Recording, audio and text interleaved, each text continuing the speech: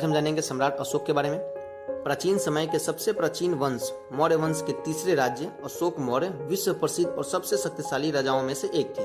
सम्राट मौर्य ने 269 से 232 ईसा पूर्व तक शासन किया था। मौर्य वंश का यह राजा ही एक ऐसा राजा थे जिसने अखंड भारत पर राज किया था। भारत में मौर्य वंश की नींव रखने वाले इस राजा ने भारत के उत्तर में हिंद कुश से लेकर गोदावरी नदी तक राज्य का विस्तार किया था।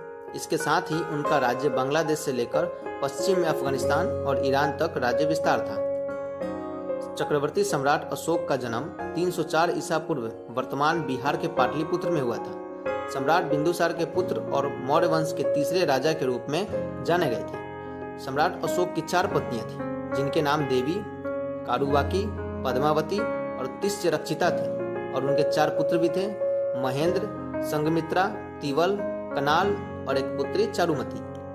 सम्राट अशोक जन्म से ही एक महान शासक थे। उसके साथ ही वे ज्ञानी और महान शक्तिशाली शासक भी थे। महान सम्राट अशोक अर्थशास्त्री और गणित के महान ज्ञाता थे। सम्राट अशोक ने शिक्षा के प्रचार के लिए कई स्कूल और कॉलेज की स्थापना भी की थी। सम्राट अशोक ने 284 ईसा पूर्व बिहार में एक उज्जैन अध्ययन केंद्र की स्थापना की थी। सम्राट अशोक कलिंग का युद्ध।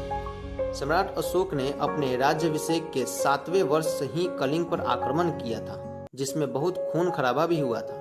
सम्राट अशोक के 13वें शिलालेख के अनुसार यह बताया गया है कि इस युद्ध में दोनों तरफ से करीब 1 लाख लोगों की मौत हुई थी और कई लोग इसमें घायल भी हुए थे।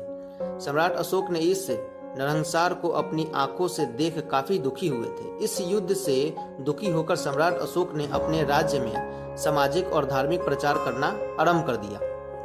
इस घटना के बाद सम्राट अशोक का मन मानव और जीवन के प्रति दया के भाव से भर गया। इस घटना के बाद सम्राट अशोक ने युद्ध न करने का प्रण लिया और लोगों ने शांति का प्रचार किया। सम्राट अशोक की मृत्यु।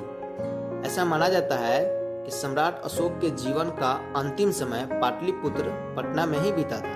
40 वर्षों के शासन के बाद उनकी मृत्यु हो गई और सम्राट अशोक ने अपने जीवन काल में कई महान कार्य किए और उन्हीं महान कार्यों के लिए उन्हें जाना जाता है।